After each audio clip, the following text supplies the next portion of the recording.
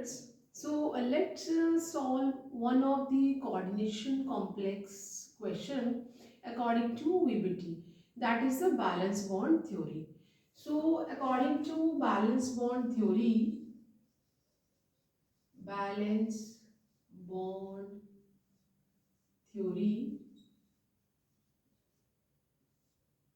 हम आज हमारा जो कोऑर्डिनेशन आइडेंटिटी है, this is the coordination identity जिसके क्वेश्चंस को हमने आंसर करना है. If according to valence bond theory हमने कुछ क्वेश्चंस जो है इस रिलेटेड एनाइनिक जो हमारा कोऑर्डिनेशन आइडेंटिटी है जो आंसर करने हैं. So what should be the questions क्या हो सकते हैं. First question can be what is the coordination number.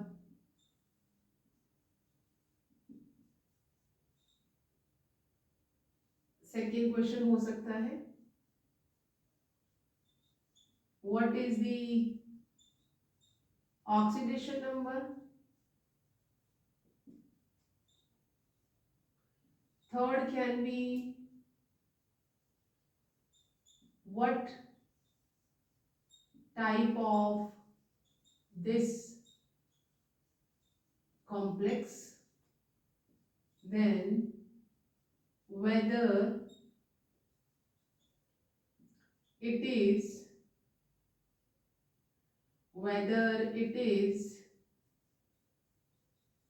paramagnetic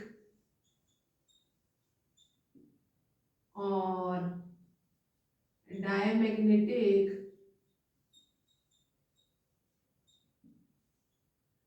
then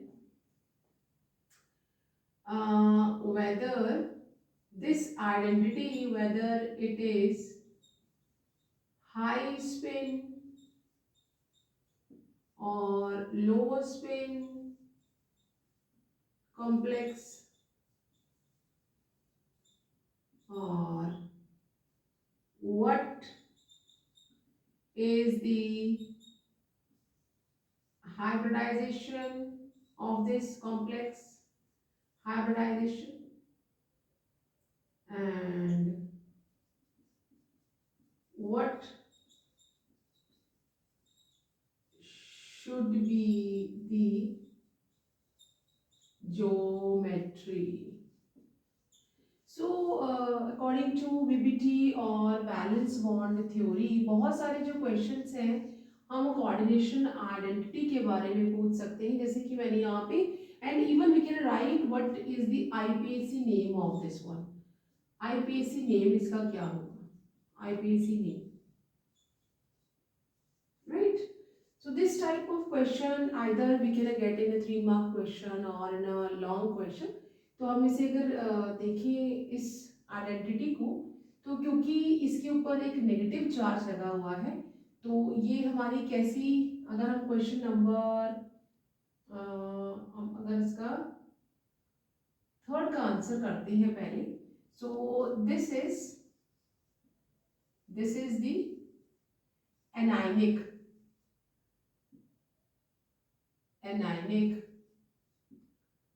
identity.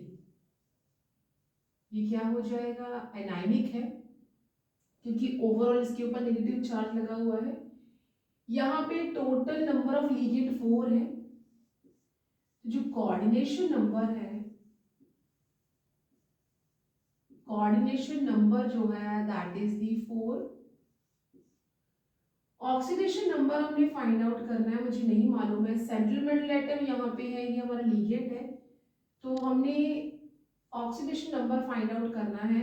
अगर हम कोबाल्ट का ऑक्सीडेशन नंबर x मान लेते हैं और क्लोरीन का -1 है, वी नो दैट टोटल यहाँ पे क्लोरीन के 4 एटम है एंड ओवरऑल चार्ज जो है that is a -2 and which implies x -4 that is equal to -2 and x equal to -2 plus 4 which implies x equal to +2. तो यहाँ पे जो ऑक्सीडेशन नंबर है कोबाल्ट का that is the +2. So we done with this question, what is the coordination number, जो 4 है, जितने ligand यहाँ पे लगे हुए हैं, और ये यूनिडेंटेड लिगेंड है, तो एक ही उसका जो अटैचमेंट है वो एक ही होगी। टोटल 4 है, तो ऑक्सीजन हमारा कोऑर्डिनेशन नंबर 4 हो गया। आइडेंटिटी टोटल उसके ऊपर नेगेटिव चार्ज है, तो ये एनायनिक, या हम इसको नेगेटिव भी कह सकते हैं, ये नेगेटिव आइडेंटिटी है। ऑक्सीडेशन नंबर हमने ऐसे निकाल लिया है। What type of this complex, so this question we answered, हमने अभी आंसर कर लिया। वेदर इट इज पैरामैग्नेटिक और डायमैग्नेटिक, तो अभी हम चेक कर लेते हैं। जो कोबाल्ट है that is on +2 oxidation state, तो कोबाल्ट का एटॉमिक नंबर 27 होता है। इसकी इलेक्ट्रॉनिक कन्फिग्रेशन अगर मैं लिखूं that is the argon. Argon 18, हमारा जो आर्गन है वो उसका एटॉमिक नंबर 18 होते हैं, 18 कवर हो गया। Then we are having 4s 2 and 18 and 2 20 and then 7। ये एटॉमिक इलेक्ट्रॉनिक कन्फिग्रेशन है। This is the atomic electronic configuration में कोबाल्ट जो कि +2 ऑक्सीडेशन, आयन की इलेक्ट्रॉनिक कन्फिग्रेशन लिखना है तो ऐसे लिखेंगे, आर्गन 18 हो गया। वंस 5 से ज्यादा इलेक्ट्रॉन्स हो जाते हैं तो we are not going to remove from the D orbitals. हमने इसमें दोनों जो इलेक्ट्रॉन्स है वो एस ऑर्बिटल से दे दिए, and then we are having 3d7। So whether it is paramagnetic और डायमैग्नेटिक, तो हम अभी देख लेते हैं।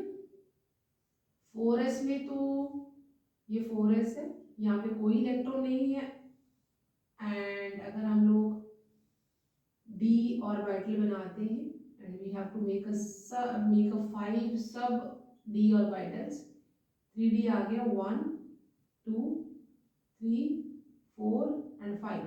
अकॉर्डिंग टू ऑफ प्रिंसिपल हमने सबसे पहले सिंगल फिल करना, एंड देन हंड रूल, अगर ऑफ और हंड रूल लगाते तो यहाँ पे ये जो है पेयरिंग हो जाएगी। टोटल 7 आ गए, यहाँ पे 3 अनपेयर्ड इलेक्ट्रॉन्स हैं, तो ये कैसा हो जाएगा, this is the paramagnetic.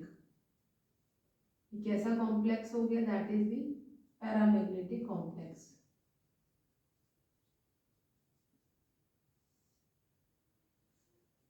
excuse me, and then whether it is high spin or low spin। अगर मैं यहाँ पे देखूं तो मेरे पास ये जो कॉम्प्लेक्स है इसमें जो लीगेंड है that is a weak field ligand.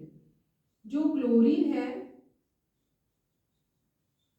Chlorine is weak field ligand, weak field ligand. तो ये जो अनपेयर्ड इलेक्ट्रॉन्स है इन्हें वो पेयर नहीं कर पाएगा, और टोटल यहाँ पे 4 लोन पेयर आएंगे। तो यहाँ पे क्या हो जाएगा, हमने जो 3d है वो ऐसे रहने देना है, 1 2 3 4 5। ये हमारा 3d है, ये 4s है जो कि एम्प्टी हो चुका है, and we are having 4p also. 4 हमें ऐसे घर चाहिए जहां पे क्लोरीन के 2 इलेक्ट्रॉन्स 4 पेयर आएंगे। तो व्हाट वी कैन टेक, हमने यहाँ पे क्लोरीन का एक पेयर यहाँ पे आ गया, दूसरा पेयर यहाँ पे आ गया, थर्ड पेयर यहाँ पे आ गया, एंड फोर्थ पेयर यहाँ पे आ गया।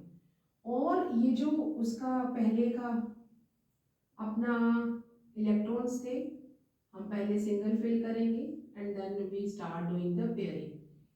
तो ये इस तरह से हमारा कौन कौन से ऑर्बिटल यहाँ पे यूज हुए, we are having 1s and 3p। तो हाइब्रिडाइजेशन क्या हो गई, that is the sp3। sp3 hybridisation है, और अगर हमारा कोऑर्डिनेशन नंबर 4 है तो ये ज्योमेट्री कैसी हो जाएगी, that is the tetrahedral. Geometry कैसे हो जाएगी, tetrahedral. So what is the hybridization, that is sp3, or what should be the geometry, that is tetrahedral, and whether it is a high spin or low spin complexes। High spin है means उसने outer complexes को use किया है, अंदर वाले जो orbital है उसे यूज नहीं किया है। तो ये कैसा हो गया है, this is the high spin, high spin complex और आउटर कॉम्प्लेक्स, क्योंकि आउटर ऑर्बिटल्स को यूज किया है। आउटर कॉम्प्लेक्स, तो ये हाई स्पिन कॉम्प्लेक्स या आउटर ऑर्बिटल कॉम्प्लेक्स है। तो हमने इस क्वेश्चन का भी आंसर कर दिया, वेदर इट इज पैरामैग्नेटिक और diamagnetic due to the presence of this three unpaired electron, it is a paramagnetic in nature। sp3 hybridization है, टेट्राहेड्रल है, एंड इट इज बाहर वाले ऑर्बिटल्स को यूज कर रहा है। सो यहाँ पे ये हाई स्पिन या आउटर हो जाएगा। And last question is that IPSC name, हमने इसका आईपीएससी नेम लिखना है। How we can write the IPSC name, यहाँ पे सबसे पहले हम लीगेंड का नाम लिखेंगे और जो लीगेंड है उनका नंबर लिखेंगे। तो लीगेंड यहाँ पे जो 4 है दैट इज दी टेट्रा, और नेगेटिव लीगेंड है तो पीछे ओ आ जाएगा, टेट्रा क्लोरिडो, लीगेंड के पीछे ओ आ गया। ओवरऑल भी नेगेटिव आइडेंटिटी है दैट इज कोबालेट, पहले तुमने कोबाल्ट लिखना है फिर 8 लगा देना, दैट इज दी कोबालेट। और हमने अभी थोड़ी देर पहले इसका ऑक्सीडेशन नंबर निकाला जो कि हम पैरेंथेसिस में रोमन में लिखेंगे। सो इसका नाम आ जाता है टेट्रा क्लोरिडो, लीगेंड नेगेटिव है पीछे वो आ जाएगा, ओवरऑल भी नेगेटिव है that is the cobaltate, and oxidation number यहाँ शो हो जाएगा second. So with this, according to balance bond theory, we answer these questions. सभी को हमने आंसर कर लिए हैं। So this type of questions can come in your final board examination. So I hope you got how I answer these questions. So इसे आप note करें। आज के लिए इतना ही, मिलते हैं नेक्स्ट वीडियो में with another question. Till then you take care and bye bye.